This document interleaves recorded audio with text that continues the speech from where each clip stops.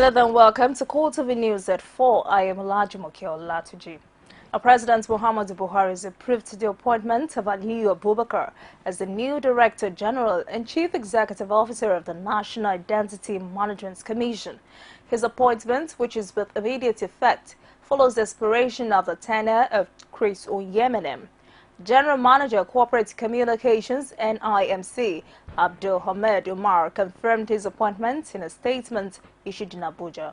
According to the statement, Aziz was a pioneer staff of NIMC and the Director, Information Technology, National Identity Database Department of the Commission before he retired in 2014.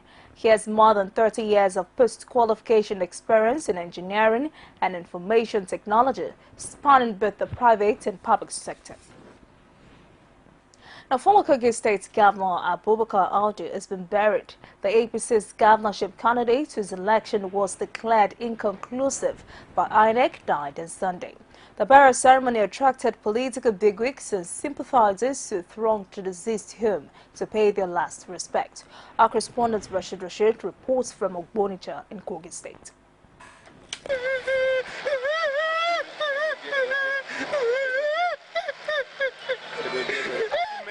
The declaration of Saturday's Kogi governorship election as inconclusive by the Independent Electoral Commission was greeted with diverse reactions amidst speculations of what happens next. But in the case of the flag bearer of the All Progressives Congress, Abubakar Audu, the journey is over as he transits to great beyond. Emotions were betrayed even by strong men, including Audu's running mate James Falike, who could not take back his tears.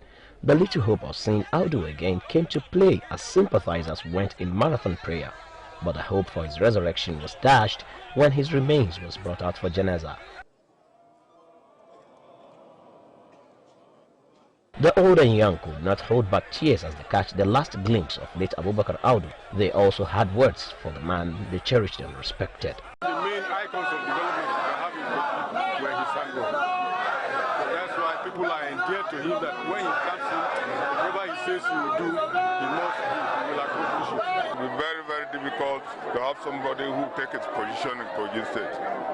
That's why almost every guy said it must be him this time around to be the governor. The bearer writes over.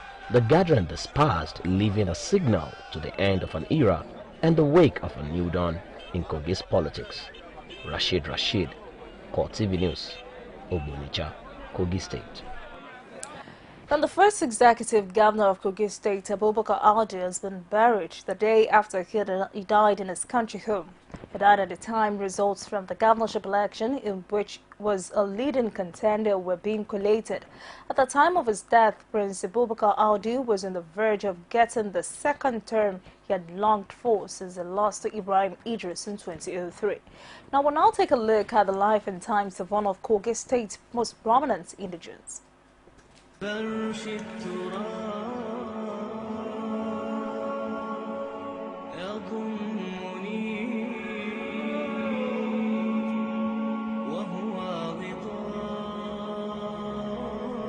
He literally bestrode Kogi politics like a colossus that many people think he was.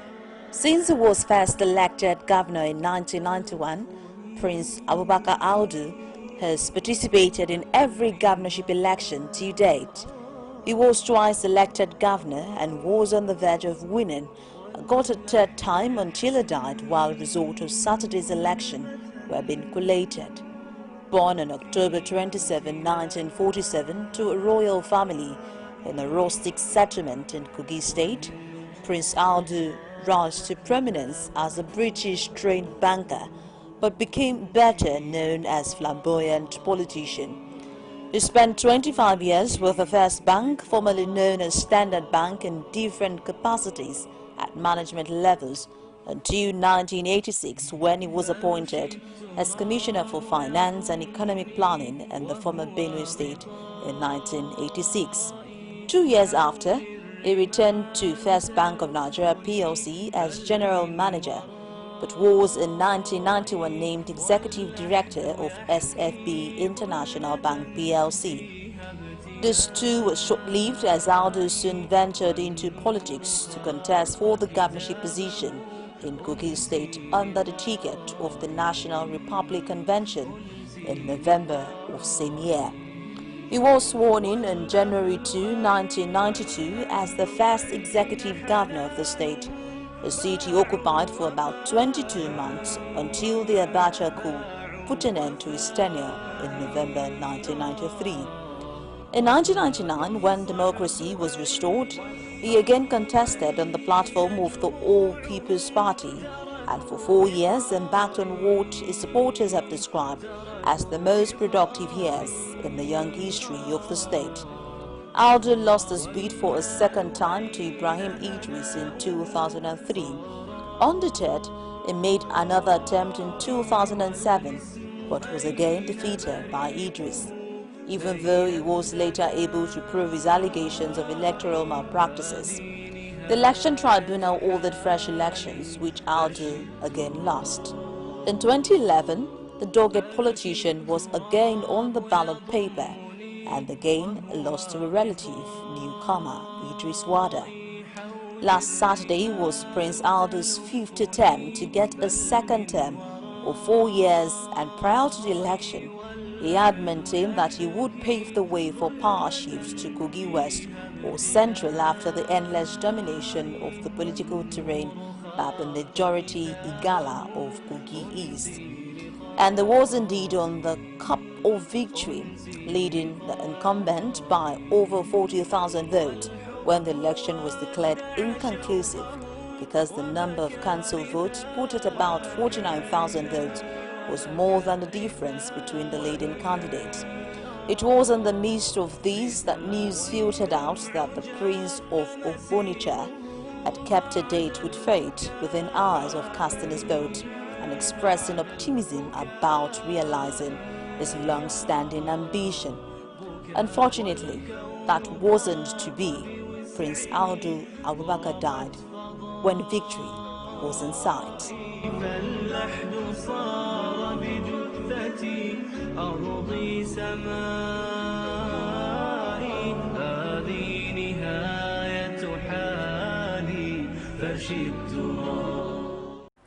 As Abubakar Audi goes home, his party, the All Progressives Congress, is vowed to win the supplementary election in Kogi State, tagging the initial lead of the party's legacy left behind by the deceased. Rashid has more. Members of the All Progressives Congress in Kogi State also mourned the death of their flag bearer in the Saturday governorship election. Party stalwart said late Audi worked for the people of Kogi and deserves to be honored. Prince Abubakar Audi wanted a progressive, united Kogi where no one will be poor, where life will be very, very meaningful to all. And that was demonstrated in the election where the people protested against maladministration. Senator Rabi Kwakwaso relived his last moments with late Audi. In the last 1 week also, I have been together with him.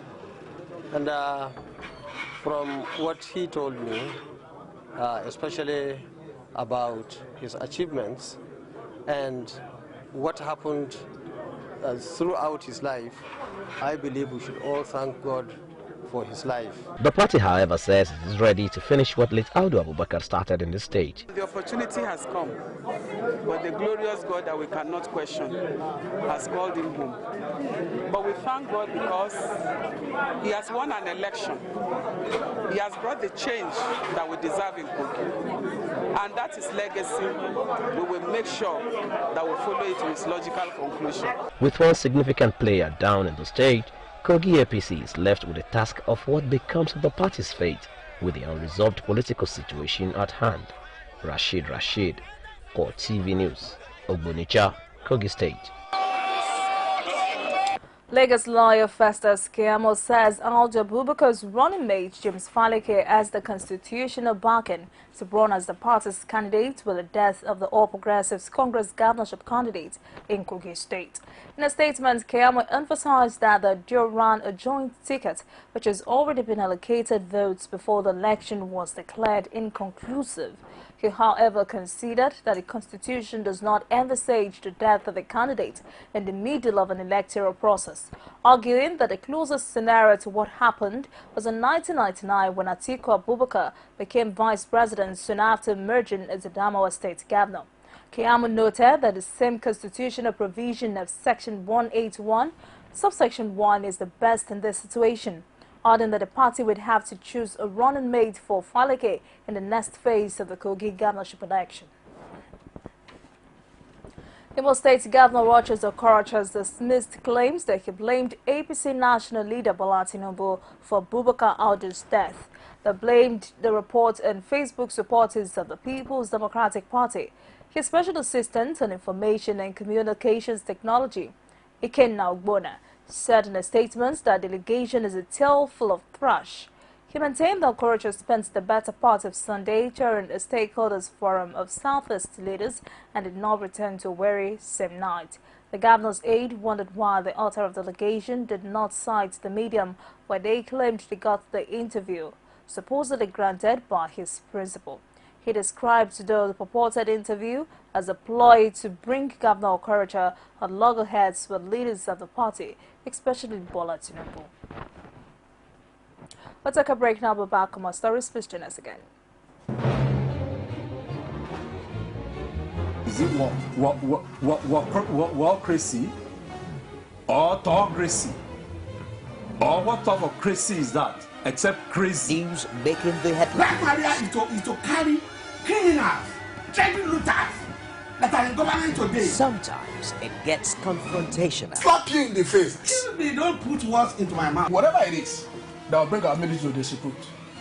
I said to hell. On Core Digest, I want to know why I should be believing them. Every weekday, we'll bring all of these together and take them to the court of public opinion. Everybody has the right in Nigeria, where you are the judge. The man on the streets have come to realize that the power to make decisions lies in the hands of the people. I don't think the election. First local government out of the Tanzanian local government is more than many states in the north. The economy is booming. Where is the economy booming? Blast in Abuja. Don't you have security?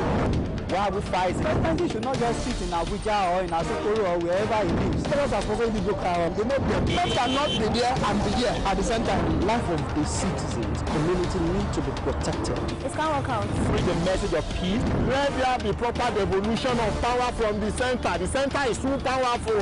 It's tried to do the best, but people are hasty. Why are you hasting? Why are you hasting? Why are you hasting? The people giving voice to the voiceless. Thank you for joining us again. For more news and other programs, please visit our Facebook page at www.facebook.com/CoreTV News. You can follow us on Twitter at CoreTV News NG. Also visit our YouTube channel at youtube.com/CoreTV, leave a space, then news. Senate President Bukola Saraki has charged the standing committees on petroleum upstream and downstream to facilitate timely passage of the Petroleum Industry Bill. He was speaking on the inauguration of 12 more committees at the National Assembly complex. Saraki also told the committee chairman to ensure diligence in carrying out their oversight functions. Aside from the petroleum committees, other inaugurated committees include education, state and local governments, as well as unemployment, labor and productivity. Ensure that the resources that you require in order to be effective will be provided. The Senate Committee on Education. The 8th Senate is keenly aware of the dwindling fortunes of our education institution and the need to develop and implement a series of programs to revitalize basic education and secondary education. The Senate Committee on Education is charged with charting the course of the Senate's response.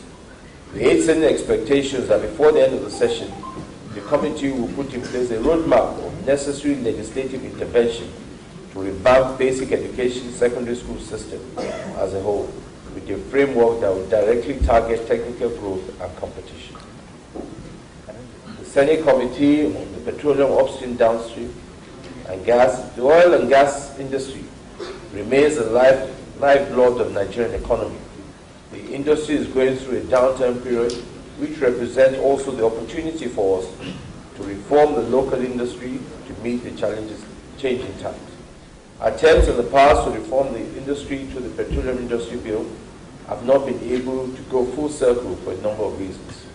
Significantly, this Senate this time round has adopted the PIB as one of our legislative agenda. It is our intention that this time round we will break this jinx.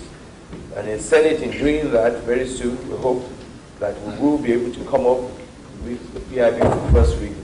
After that, the effort now depends on the Senate committees of upstream, downstream, and gas. We challenge you that once these bills are brought before you, they should receive prompt attention. And let us move from the past that some of this bill PIB stays for months and months with the committees to ensure that we implement and deliver on this promise. I particularly count it as an honor and fulfillment of our collective electoral promise to our constituents to have been entrusted with the responsibility of repositioning these sectors for effective service delivery. We are all aware of the importance of these sectors in nation building. Education, they say, is power and must be given adequate and priority attention for the present and future development of our nation. It is disheartening to note that majority of our youth still roam the streets without work, despite the huge natural endowment of our nation.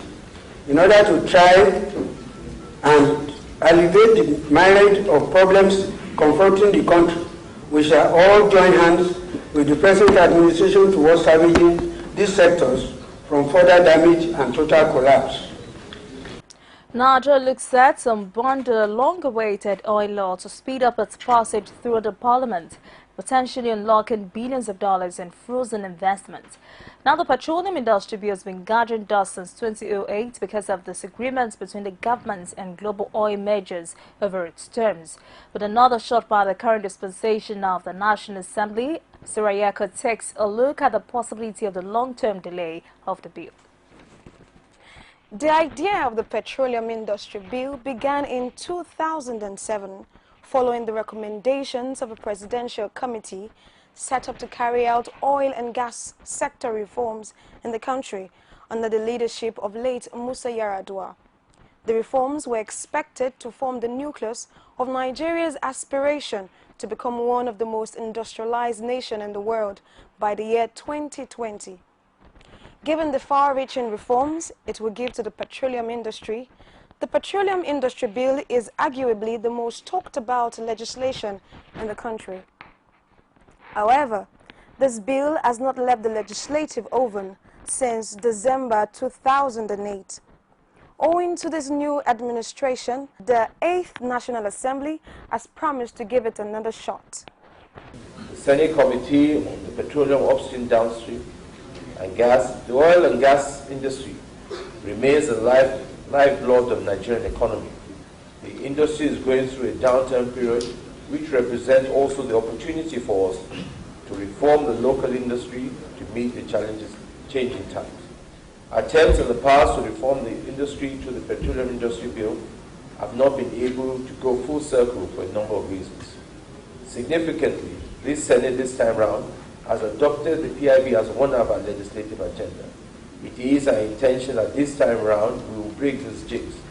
And in Senate, in doing that, very soon we hope that we will be able to come up with the PIB for first reading. After that, the effort now depends on the Senate committees of upstream, downstream, and gas.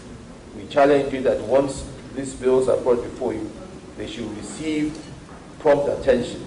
And let us move from the past that some of this bill PIB stays for months and months with the committees to ensure that we implement and deliver on this promise. With this charge given to the committee, there are speculations that this bill will meet the same fate it encountered in the 6th and 7th Assembly. Yet, these analysts are optimistic about this administration. I do not take anything away from the committee. They are able to do, Nigerians are able to do anything that they put their minds to do. I do not look down upon the National Assembly. I believe that they mean well for Nigeria and are going to do what they ought to do under the able leadership of the Senate President and the Deputy Senate President. So I want to give them the benefit of the doubt. the PIB, well, my take really on it is that it's just being reintroduced into this Senate, and I hope that those that are involved, the chairman and the members of that committee, and you know, the composition of the committee, people had problems. They say, oh, okay, it's from this political party or it's from the other political party.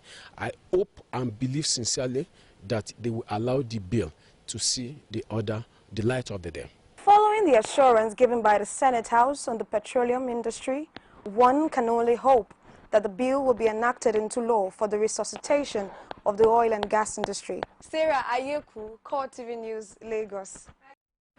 It's been 3 weeks of persistent fuel scarcity and long queues, but there seems not to be any respite in sight as business operators resort to buying fuel from illegal vendors and at very exorbitant prices.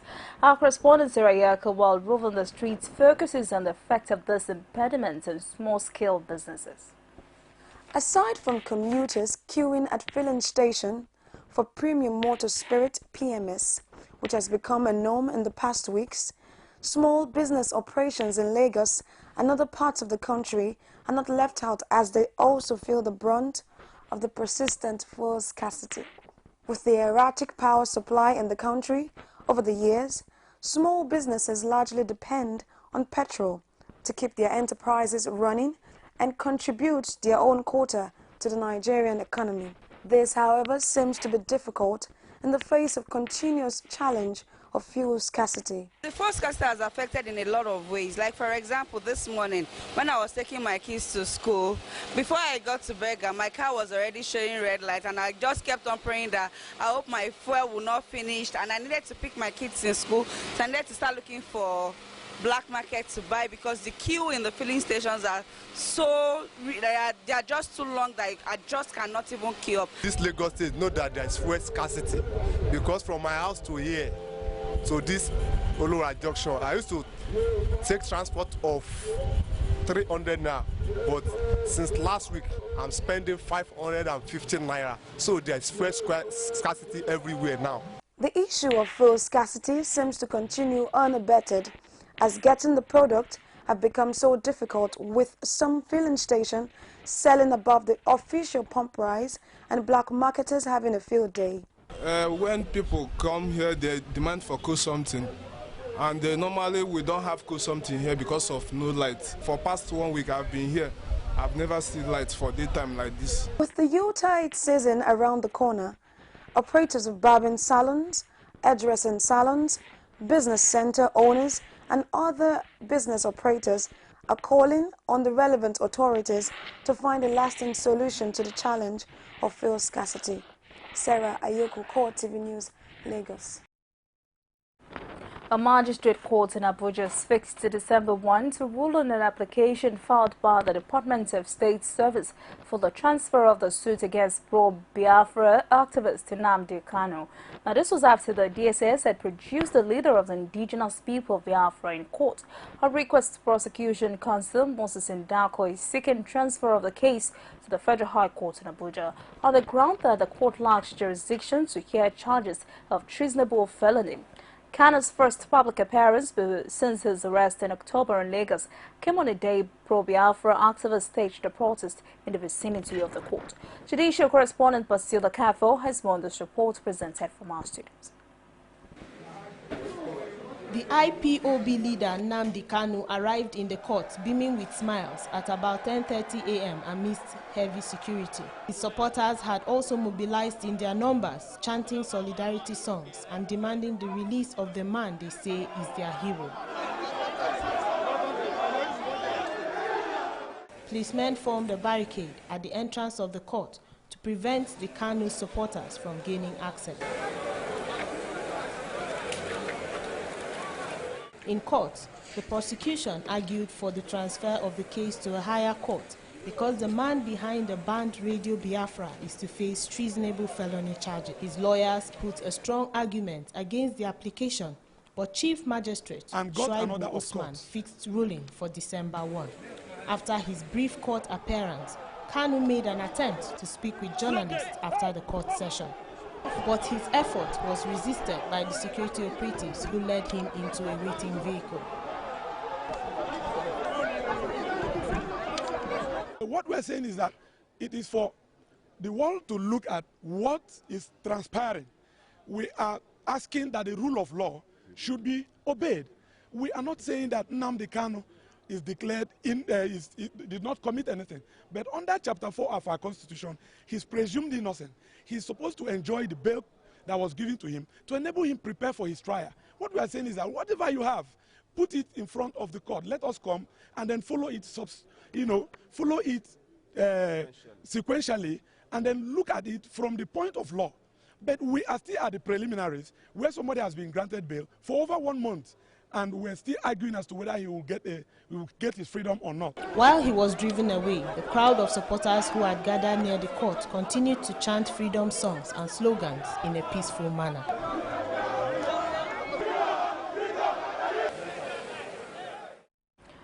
Now, some federal legislators are pushing for dialogue between the federal government and those calling for an independent state of Biafra.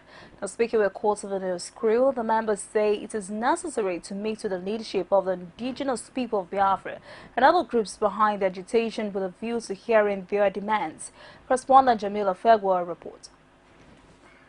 The name Biafra evokes memories of a period in Nigeria's history that many would rather forget.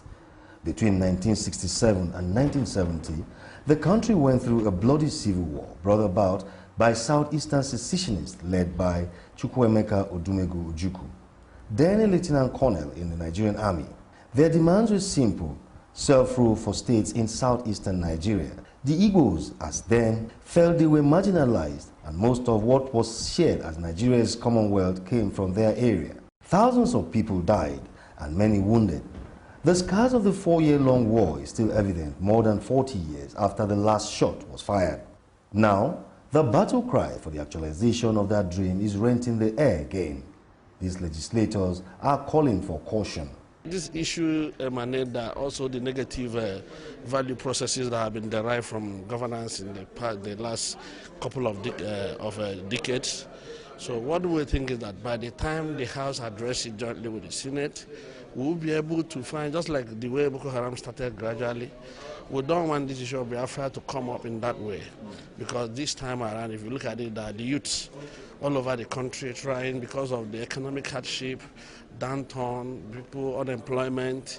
The agitation, when you ask the person agitating, he may not be able to extract and say, this is why I'm asking for this. My advice would be to dialogue with them. I think maybe they have a reason for all they are doing, but if you don't dialogue with them, you might not be able to handle it rightly. They have the right to demonstrate, but they must also be told that it should not be violent. Because if I'm a road user and I'm a Nigerian, if I'm going to go to the east, for example, I'm going to Port Harcourt, I have to go through Asaba, Onitsha, Owerri, and I'm in danger of a mob attacking me.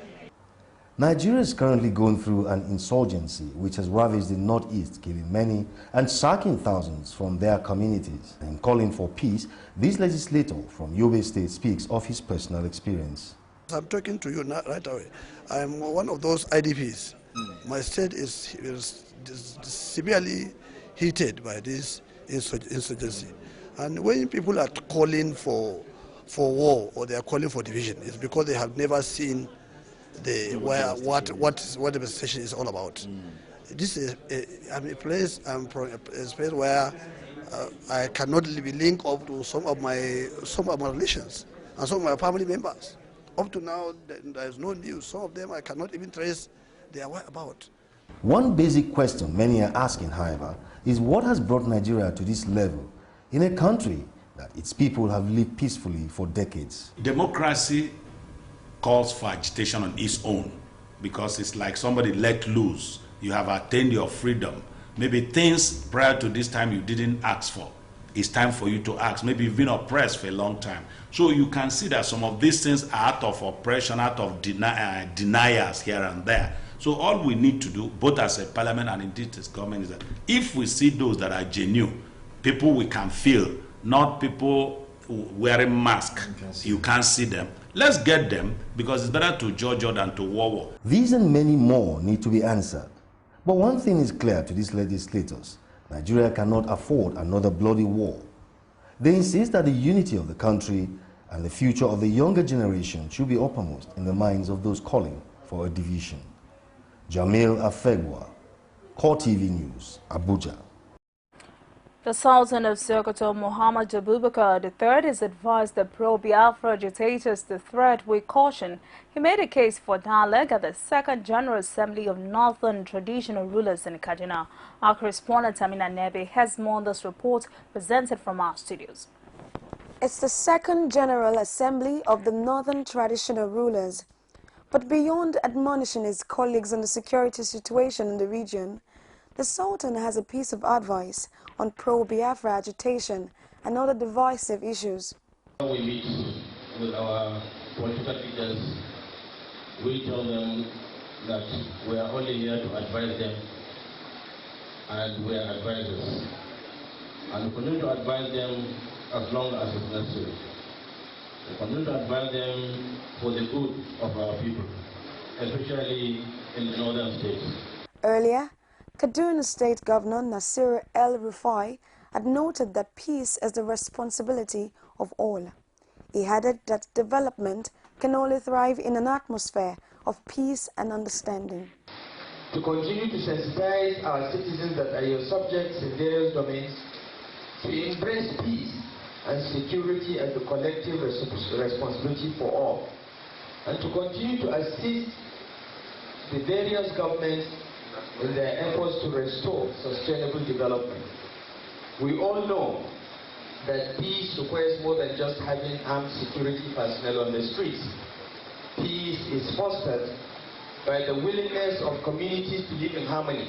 The emirs said a minute of silent prayer in honor of former governor of Kogi State, Abubakar Audu, before the commencement of the meeting. A communique is expected to be issued at the end of the session, attended by all the northern traditional rulers. Organized labor plans to resist attempts by governors of the 36 states of the Federation to reduce the 18,000 naira minimum wage. President Nigeria Labour Congress Ayuba Waba disclosed this to journalists in Abuja. NLC insists that its members are ready to shut down the country if the governors make good their intention. I've also been very clear with my colleagues in government, other governors, that is seeking to find solution to the problem that we face. We have to be holistic. You know, we cannot, on the one hand, question the wisdom behind the national minimum wage. And you know, I joined the NLC to protest to the National Assembly when they were going to amend the Constitution to make the minimum wage a concurrent issue. You know, and I said, workers have a stake in this democracy. They are the ones who afford to march the street, and they march the street for democracy. And state governments agreed to it. The president signed it, not under duress. There was no strike to compel the then president to sign it. So he signed it voluntarily and in good faith. Now, despite the falling global crude oil prices, its harsh impact on Nigeria's revenue and the current petrol scarcity in many cities, the federal government is still subsidized by 10.58 for every litre of the product consumed across the country. According to latest figures from the Petroleum Price and Regulatory Agency, this is coming as fuel scarcity in Abuja, neighboring states of Kaduna and Nasarawa continues till Monday. The queues by motorists at the fuel filling stations that had the product to sell stretched farther than they were previously. The Turkish military shut down a Russian military aircraft on the border with Syria. Russia's defense ministry said an Su-24 had crashed on Syrian territory after being hit by fire from the ground, and that its pilot had managed to eject. But Turkish military officials said Turkish F-16X had shut down the plane after repeatedly warning its pilots that were violating Turkish airspace. The Syrian of the Victory for Human Rights, a UK-based monitoring group, said the warplane crashed in a mountainous area of Latakia province, where airstrikes and fighting between rebels and Syrian government forces had been reported earlier on Tuesday. Now, French police examined what appears to be a suicide bomb belt dumped on a Paris street following attacks that killed 130 people. It is said to resemble belts used by the attackers that was found in a suburb, which a suspect is thought to have passed through after the attacks. Meanwhile, the U.S. had issued a worldwide alert in response to the attacks, while the Belgian capital Brussels remains on high alert as schools and the metro will stay closed on Tuesday. They're due to reopen on Wednesday, but the highest alert level will continue for at least another week. Authorities fear attacks like those in Paris on 13th of November might be carried out in Brussels, where at least one Paris attacker lived.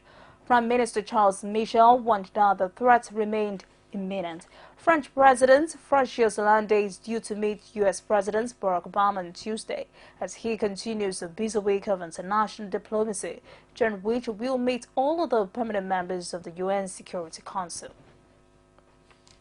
Now, 5 people have gone on trial in the Vatican accused of leaking and publishing secret documents revealing mismanagement in the Holy See. 2 journalists who cited the documents and 2 books will face the tribunal, along with 2 members of the Papal Commission and an assistant. If convicted, they could be jailed for up to 8 years. Media groups have condemned the trial, with one of the journalists charged calling it an attack on press freedom. The journalists Emiliano Fittipaldi and Galen Nuzil featured allegations of the misuse of charitable and other funds in their book Merchants in the Temple and a Virus. The allegations included the lavish refurbishments of apartments for cardinals and others.